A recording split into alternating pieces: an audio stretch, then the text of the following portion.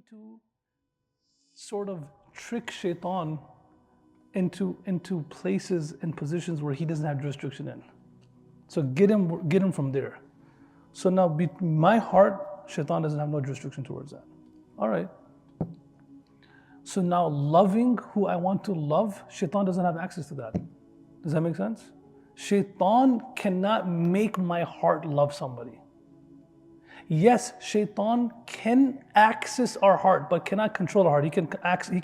He can make us do things, say things, see things, hear things, think of things. These are all channels to the heart. Yes, he can contaminate the channel to the heart. He can do that, 100%. But the heart itself belongs to Allah subhanahu wa ta'ala. And to me, this hadith has a different meaning, completely different meaning. The hadith of the person who continues to come to see the Prophet ﷺ, and in most narrations his name is Abdullah bin Zayd radiyallahu anhu. Abdullah bin Zayd anhu is the one who saw the adhan in his dream. Remember the Prophet comes to Medina and he's trying to figure out how to give adhan, like how to call people towards salah. Abdullah bin Zayd and another sahabi saw the adhan in the dream. Who's this other sahabi? Umar bin Khattab. Okay, again, there's going to be some ilmi nuggets that we're going to be speaking about. Just write them down. Remember, because it's good. Like I'll say a few things here and there, their names and stuff like that. Just make sure. Again, sisters and brothers have photographic memory. You want to learn from them. You can. But even if you pay attention, even if you don't, this is not like a class where you take notes. I'm not encouraging you to take notes in this class. This is not a class. So even if you come with wudu, you pray salah, you pray 2 rakats hajah. Like, you always pray 2 rakats hajah before you sit in a talk. And I've never given a talk in my life or any session in my life without praying 2 rakats. You pray 2 rakats, oh Allah, I'm sitting in this talk, make me benefit from it. Make me memorize everything that's being said. Make me able to convey to others. Ask Allah, you don't have to even write anything, you'll remember it. Okay? Khair, that person, his name is Abdullah bin Zayd anhu. He saw a dream about the adhan. He's the same person who used to always come in the middle of the night to the masjid of the Prophet ﷺ, see if he's sitting there praying salah. He would just look at him and go back home, and he would try to keep the image of the Prophet in his mind, sallallahu alaihi wasallam. And he'd come back again. The Prophet said, "What's wrong with you?" He said, "Ya Rasulullah, right when your image leaves my mind, I come back to get another image of you. And I can't live at home without seeing you, without having you in front of my eyes all the time. I can't. So I keep coming back to look at you, see you."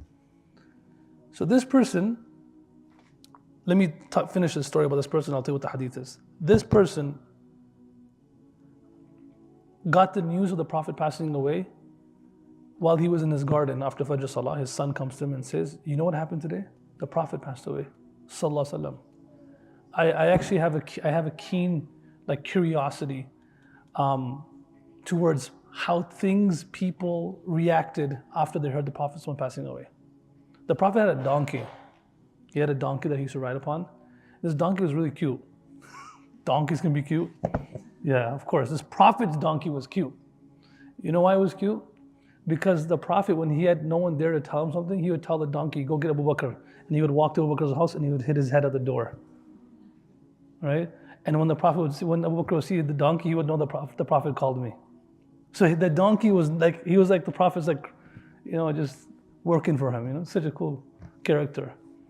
And when the Prophet passed away, he was, I'm sure, animals have senses too. He just walked into a well and died. How can I live without the Prophet ﷺ? He couldn't live. He just walked away, passed away. Yes, Habibi. Good, yeah. He's the one who put the camera on. Next time, don't put it on. Unless you're given instructions. Who am I to give you any instructions? Yeah, I get it. I understand. So this man, when he heard the Prophet passed away, right when he heard the Prophet passed away, he raised his hands. He says, "Allahumma a'mini hatta la ara ahadan ba'da habibi sallallahu alaihi wasallam." Oh Allah, make me blind so that I'd never see anyone in this world after I saw the Prophet sallallahu alaihi wasallam. Fa'amiya, khalas, he became blind at the moment. Instantly became blind. That he could not tolerate ever not seeing the Prophet again. So the last image that he wanted to have in front of his eyes was the sight of the Prophet. What sight? The sight of his smile that he saw the night before. That's the last time he saw him. I don't see anything else again after this. So when he came and he kept coming back and forth, and the Prophet said, why you keep coming back, Ya Rasulullah? غَدًا تُرْفَعْ مَعَ النَّبِيِّينَ فَلَا نَصِلُ إِلَيْكَ. Tomorrow Allah is going to raise you among the prophets, and we're never going to be able to access you, to see you, to listen to you. What's going to happen to us in this world? I'd rather just live with you in this dunya. In Jannah, I'm not able to see you. Then the Prophet ﷺ said that أَنْتَ مَعَ مَنْ أَحْبَبْتَ. You will be in Jannah with those who you love. Do you understand what I just said? I'm going to talk today's entire session is about something related to this. You will be with those who you love in Jannah. Not your actions are not going to determine your status in Jannah. Your a'mal will not determine your status in Jannah. Your tahajjud will not determine your status in Jannah. My tahajjud, my tilawah will not determine that. Allah will look. إِنَّهُ يَعْلَمُ السِّرَّ وَأَخْفَى. Allah knows the depths of a heart. What do you love the most? Who do you love the most? And those who you love the most, are you going to be with them in Jannah? So when the Prophet ﷺ said this to this man, أَنْتَ مَعَ مَنْ أَحْبَبْتَ, not أَنْتَ مَعَ مَنْ عَمِلْتَ بِمِثْلِهِ. Not that you will be with the ones who you follow in their footsteps, the ones you act upon. No, not that. Those who you love the most. And the Sahaba that were sitting there. Now when I say this, for us, some of us can be like, oh yeah, we can falsely claim that we love certain things or certain people. But the Sahaba were very confident about who they loved the most. So how do you think they reacted? Anas bin Malik, he said, Wallahi al-Azim, after accepting Islam, no day on this earth was better than that day when we heard that from the Prophet ﷺ. That was the best day of my life. That's when I knew I'm sorted. We're good. Because فاشهدوا أني أحب رسول الله صلى الله عليه وسلم وأني أحب أبا بكر وأني أحب عمر بن الخطاب رضي الله عنهما وأني أرجو أن أكون معهم وإن لم أعمل بأعمالهم. He said, let me make you guys my witnesses. I love the Prophet ﷺ. I love Abu Bakr anhu. I love Umar anhu. They passed away. This is the time of Uthman bin Affan. And he says, I am confident I will be with them in Jannah, even though my actions are not similar to them. So, when we speak about the pious predecessors, the Salafus Salihin, the idea is to fall in love with them. And it's very easy to fall in love with them. Wallahi, it's so easy. The gap between loving them is just learning about them. Because it's not hard to love someone who's so nice. Is it hard to love someone who's generous? Is it hard to love someone who's forgiving, caring, someone who's just so compassionate? It's not hard to love them. Every time you hear something about them, you love them even more. Right? But the problem is we don't learn about them enough. And so the more we learn about them, that's why Imam Shafi'i, rahmatullah, has a poem, and I want you, Miftah Secret students, to definitely memorize it by the end of the year. This is like, I said this yesterday in the morning when I came here. There's 7 doors of Jahannam, and there's 8 doors of Jannah.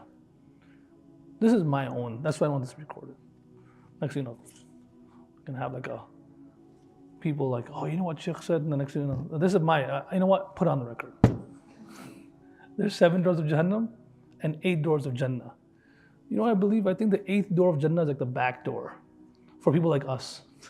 We're gonna sneak our way in through love for the elders. Hey, how'd you make it here? I love you guys. You know what I'm saying? We're not gonna make it because of our good deeds. We're how some people just sneak into the house? Those guys who sneak into Miftah programs? You know what I'm saying? They make it too. Rafi? There's people who snuck their way into 5 years of associates. Brother Rafi. Just keeps coming. He also studied too. Wallahi, I believe in shortcuts and detours to Jannah. And I think that 8 doors for those people. Right? When we need to know what they are. And the biggest shortcut, like bang, like here, boom, is just loving the pious people. Just loving them. You have to fall in love with them. You'll fall in love with them so much that when you hear about them, you can't wait to hear more about them. When you hear about them, you cry. Like, man, these people are so amazing. I just want to meet them. You know, Iqbal in one poem, he says, "Gay din ke tanha tha main anjuman mein, yahan ab mere razada aur bhi hain." He says, you know, towards the end of the lives of pious people, like there are people like that in our life today, towards the end of their life, what they're actually saying, what they're actually feeling is they just can't wait to meet their pious predecessors. They just want to leave this world and finally just be with them. Like imagine Sheikh Yusuf Mutala, rahmatullahi, he's been teaching Bukhari for 30, 40 years. The book. Don't you think he wants to meet the author? Right? Sometimes you know people meet Sheikh Mikael Smith. You know Sheikh Mikael Smith, Qalam? And you know, you hear, like you're reading his books. What's his books called? Like Emotional Intelligence or When Hearing Becomes? With the heart and mind, when hearing becomes listening. I wrote that. He just put his name on there. Right? So, and then you meet like, Sheikh, Wallah, I was reading your book. Thank you so much. You get so excited meeting the author. Like you literally have these weird things called signing. Like everyone's standing in line, I'm going to sign your book. Yeah, we have those. May Allah bless those who do it. I just think it's pretty strange, right? And people are signing books. You want to meet, imagine the scholars, they want to meet Imam Bukhari. They want to meet Mufti Taqi Uthmani, this great scholar. He went to Imam Bukhari's grave for the first time, like a few years ago, in Bukhara. And his student was with him. He says, I've never seen this man cry this much in my life. The moment he went there, he just started crying. And someone asked him, why are you crying so much? He said, because of this man. I've been teaching his book for 50 years. Allah gave me izzah because of this man. I owe this man so much. I can't wait till I meet him. Because of this man. Like, who are we? We're elevated because we're teaching about them. Does that make sense? Like any school you go to, sisters and brothers, any school, any seminary, if you walk into Miftah, for example, and the seminary is teaching you books, and you're like, all the books are authored by the Miftah scholars, you should just walk out. Like these guys are full of themselves. All right? Usually you walk into our Darul Uloom Madrasa, 7 years, every year there's like 7, 8 books, at least. So 7 years, at least 7, 8 books. You can't, numerous, 50, 60 books you're studying. That's just the textbook. And then those textbooks have commentaries. All together it's probably like 150, 200 books that you have access to. None of them are written by anyone who's teaching. None of them. They're written by people who came many years before us. Don't you think we want to meet them? So Iqbal, he says, Khalas, gaydin ke tanhata mein anjuman mein. Now the days of me being alone, because people like that, they actually feel lonely here and they feel like they're part of their own family there. Does that make sense? They feel lonely here. Yahan ab mere raaz na aur bhi hain. It's like now I have people who I can tell secrets to that won't expose me. Because in dunya, you tell something to someone, khalas, everyone knows. You tell a desi something, you tell a desi auntie, oof. You tell desi auntie, you know this happened, khalas, the whole world knows. If you tell a desi auntie, kisi ko nahi batana. Don't tell anyone, that's breaking news. If you make that disclaimer, okay? Over here, you can't get away with that. So Imam Shafi'i, this poem I want you to memorize is, أُحِبُّ الصَّالِحِينَ وَلَسْتُ مِنْهُمْ. Can you guys say Arabic with me? أُحِبُّ الصَّالِحِينَ. Say it with me. وَلَسْتُ مِنْهُمْ. I love the pious, and oh Allah, I am acknowledging that I'm not among them. Oh Allah, that's أُحِبُّ الصَّالِحِينَ وَلَسْتُ مِنْهُمْ. I am acknowledging that I'm among them. لَعَلَّ اللَّهِ, say it, أَن يَنَالَ لِي بِهِمْ شَفَاعَةً. I am hopeful to Allah that because of my love for them, Allah will accept their intercession for me. Imam Bukhari, I love you so much. I taught your books. Really? Come, let's go Jannah. I'll go from the back door, you go from the front. But we're both in the same place. Then he continues to say, وَأَكْرَهُ مَنْ تِجَارَتُهُ بِالْمَعَاصِي وَأَكْرَهُ مَنْ تِجَارَتُهُ بِالْمَعَاصِي. He says, oh Allah, and I despise, I dislike, I hate the sin of sinners. You can't hate sinners. I don't like the company of sinners. I don't, تِجَارَتُهُ بِالْمَعَاصِي, meaning all day these people are just talking about dunya, talking about sins they committed, planning sins. I don't like this. All I'm telling, and he's telling them, Allah, you know the depths of my heart. So I can't front this. I'm telling you, this is my heart's condition. This is who I am. And then he says, وَلَوْ كُنَّا سِوَاءً فِي الْبِضَاعَةِ. And oh Allah, I acknowledge, possibly, I'm also a sinner, just like them. I'm a sinner with the sinners, but I like those who are righteous. I love those who are righteous, and I am hopeful because of my love for them, Allah will give me Jannah. So our jurisdiction of our heart, the shaitan does not have jurisdiction of our heart. We have to love them, and we're banking on the fact that if we love them and we fall in love with them, we will make Jannah. Inshallah, say inshallah. And these sessions after Maghrib on Thursdays, 20-30 minutes max. I don't got more time than that, all right? And I don't want you to listen more than that. I'm probably gonna speak 20 minutes and make you guys speak to each other for 5-10 minutes, right? Is gonna be about, these sessions will be a little bit different. Usually when you speak about the pious predecessors, you speak about them as an individual and their life. But I'm not gonna do that. You know what I'm gonna do? These sessions are gonna be about qualities. At the end of the day, we love them because of the qualities that they possessed. And we learn about those qualities so that maybe we can get those qualities. For example, next week's session is going to be about the quality of buka. You know what buka means? Crying. That's what it's going to be about, crying. And crying is an art. And crying is a hibah from Allah subhanahu wa ta'ala. Wallahi, it's a gift from Allah. And لا تنزع الرحمة إلا من شقي. Allah does not snatch rahmah, soft-heartedness, tenderness, except from a wretched person.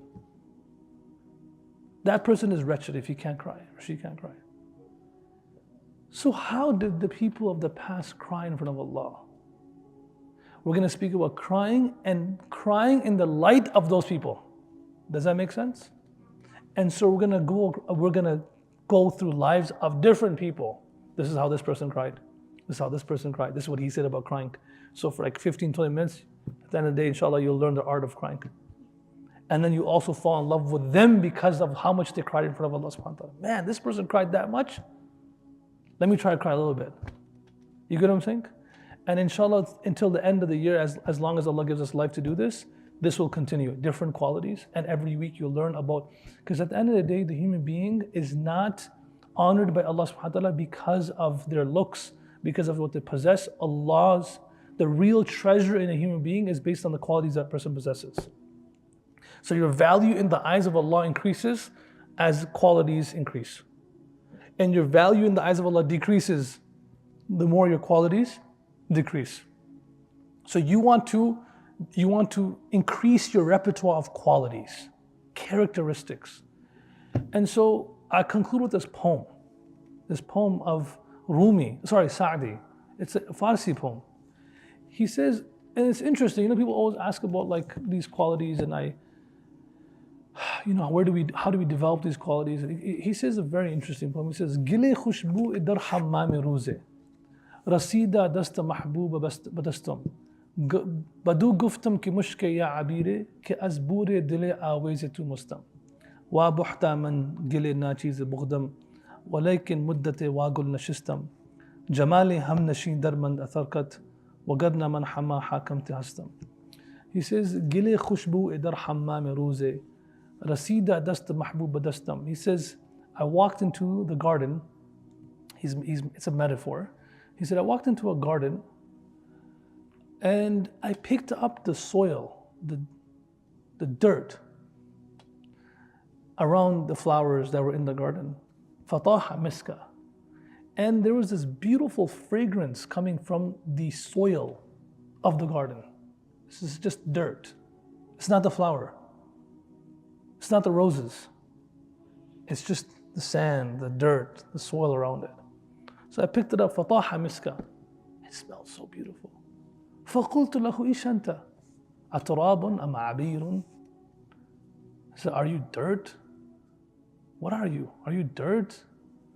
Or are you some sort of ambar? Some sort of fragrance? فَقَالَ التُّرَابُ. The dirt replied to me and said to me, the dirt speaking to him now, مَا أَنَا إِلَّا التُّرَابُ. Habibi, I am dirt. What you see is what I am. I'm nothing. I'm dirt. I'm just like, just a particle of dust, man. وَلَكِنِّي صَحِبْتُ الْأَزْهَارَ مُدَّةً فَأَثَرَ فِيهَا. But I have spent so much time around flowers that their fragrance has come into me. You understand? So if dirt and soil, by spending a lot of time around flowers, can develop that fragrance, maybe we're not going to change. Do you understand what I'm saying? Remember that hacks? This whole class is going to be hacks to Jannah. This is not class session. Maybe we're not going to change. And I'm saying even if we don't change, but the more we are introduced to these qualities, you're going to start getting the fragrance of them. Just some reminiscence of them. And since we love them, and we're going to have somewhat of it, subhanallah, you're going to be with those who you love. I'll give you an example. The Prophet, I was asked, Ayyul ashabi khayrun? Ayyul ashabi khayrun? Who are the best companions on this earth? Like if I want to become someone's friend, which friend should I choose? If I want to marry someone, who should I marry? Like what's the first thing I should think of? And he said, الَّذِينَ إِذَا رُؤُوا ذُكِرَ اللَّهِ. He said, my friend, the best companions on this earth are those when you see them, instantly you remember Allah. You see her, you remember like Maryam alayhi salam. You remember a sahabiya. You see him, you remember a prophet of Allah. I mean, not you are like that person. You know what I'm saying? You're never going to be Imam Shafi'i. Khalas, it's not going to happen. You understand? It's not going to happen. I was sitting in Scotland right now, and of course, this is an informal discussion, so I'm going to say some stories here and there. I'm a ghetto speaker, by the way. I just like speak about random things, and my thoughts are so jumbled. I look at everything and take lessons from it. So if I look at for example, the day I saw on 75, I saw a car. I was driving by and I saw a car stuck, and it was construction, one lane. So the car is stuck. There's no shoulders. So what happens now? Everyone behind him is stuck, and that line was like a never-ending line. I was like, man, my curiosity peaked. Boom, took the next exit, took a U-turn, right? Went all the way to the other side, and then, subhanAllah, like I waited there. I'm going to see maybe I can help this guy. And then I saw the guy walking from the car with the gas, those little tank things. What is this thing called? Huh? Cans, right? Those like to put gas in. So this fool, all right, was going through construction. His gas ran out. And now, because where his gas ran out, he was in a place where a tow truck can't get there. Right? Because there's no way you can get this. The whole one lane. Okay? So everyone is stuck behind him. Habibi, they're stuck. They have no choice. The only way you can get is walk somewhere. Right? And someone has to be smart enough to go around the corner of the tow truck like that. I asked the dude, I'm like, yo, how long have you been stuck here for like an hour? This guy's all the way back stuck. What did those guys do? Nothing. They poor guys didn't do nothing. They didn't wake up in the morning and say, today I'm going to drive behind this fool or this idiot who just like, there was gas stations, there were so many exits, not like in the middle of nowhere. You know when I saw that, I'm like, man, that is the example of a scholar who doesn't act upon his knowledge. You know, a leader. You know why, man? Because if you're a leader and your gas runs out, there's a lot of people following you. And then you become a hindrance between them going to Jannah. Like you just right there, you're stuck. They're all stuck behind you. Because they're following you. You're an idiot. Right? Until you don't move, they can't move forward.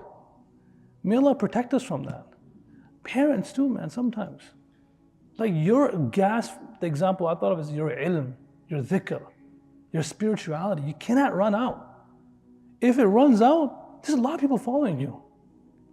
And they don't deserve that. They want to come listen to you. They want to be with you, want to benefit from you. So you got to keep filling your tank up and keep coming to gatherings like this so you're full all the time, right?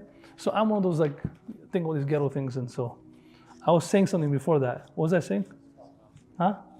Scotland, yeah, thank you. I know what I was saying. I was in Scotland and I did something. Like what I do is when I talk on the phone, which I hardly pick up, what I do pick up, I hang up very quick. So the guy will go, boom, I hang up. Like I'm not good with awkward moments. All right, so inshallah, okay, inshallah. All right, make dua. You make dua for me. Same as I'm not good with that. All right, boom, I just hang up. I say my salam. I don't wait for him to say salam. Do you understand? And if I'm sitting with somebody talking to them, like I will abruptly just get up. Like I'll just say, all right, assalamu alaikum. Like we'll talk for 5 minutes. All right, assalamu alaikum. And I'll just get up and leave. So I was doing that, and this person that was with me saw me do it a few times. I'm a nice guy. I'm just saying like, talking like I'm not like, all right, brother. I'm not one of those guys. So the guy, he said to me, subhanallah, he said to me, I love Maulana Yusuf Mutala Sahib. I love this man to death. He's a scholar of Darul Umm. He's like the Sheikh al-Hadith over there. He passed away. Amazing man. He's Mufti Asim's teacher, Sheikh. So you know this student was his student. He's been with him all his life. You know what he said to me? He said, Sheikh Yusuf Mutala used to do the same thing. And I was like, what?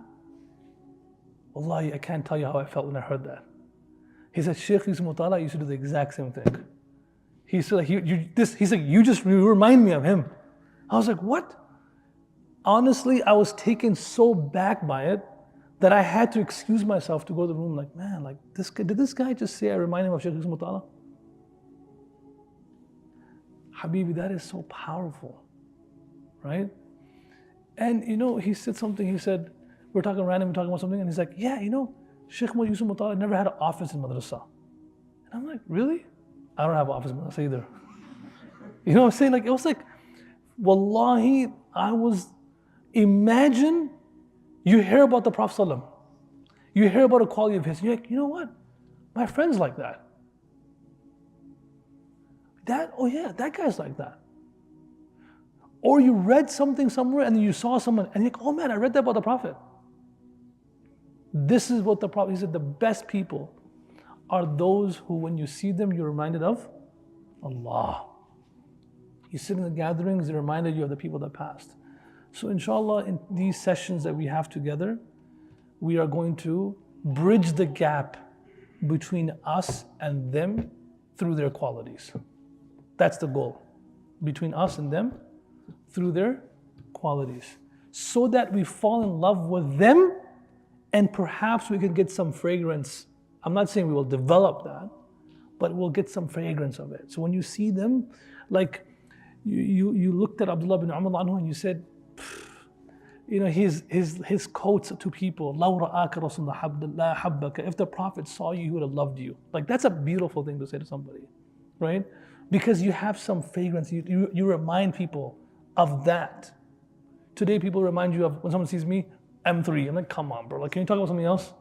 I drive a Honda now, right? Someone sees me, like they remind me of Iqbal poetry. I'm like, all right, that's fine. But still, like maybe the Prophet ﷺ, some other person, but even Iqbal is fine too. So inshallah, in these sessions, we're gonna have 20, like 20. Can I just make it 20 minutes? Are you guys still gonna come? Because it's long drive for some of you guys. Is 20 minutes fine? Or should I make it longer than that? No, I mean, I don't want to make it longer. Huh? 30? No way an hour. No way. Like, I'm doing it out of mercy for you guys. Because, too much intake is not good either. You understand what I'm saying? I want you to just take this session very, very, this is an important session for you guys. And for me. And may Allah bless you. Because of you, I'm excited again. Because I don't teach this anywhere. Right? The last time I taught this or I spoke about these things, never. Long time ago. So I can read about people I love because of you guys. I got tricked into it. And I'm thankful, actually. I'm actually thankful that I got tricked into doing this because now, inshallah, imagine me reading about the cry of the pious predecessors, about how they used to cry. Imagine me reading about how they used to react when they heard about the Prophet's name, right? How they used to pray salah. What was their reaction when they heard adhan? You want to know about them. Inshallah, this gap that we will fill between us and them, two things will happen. One, we'll fall in love with them. And second, potentially we'll get some of that fragrance, that scent. So that when people, this idea, what do you smell like? The Prophet spoke about that a lot. And it's not real fragrance, but it's the smell of a'mal. It's not the smell of like itar and stuff. Khalas, you should wear that too. But it's about the smell of good deeds. Like that. This person, man. You see him, he reminds me of this, reminds me of that. And inshallah, if we have that fragrance, inshallah, people will walk around us, be with us, and they can smell it from us, and then they will get closer to Islam. They will get closer to Deen. May Allah make us beacons of hidayah. May Allah make us among those who are guided ourselves and are a source of guidance for others.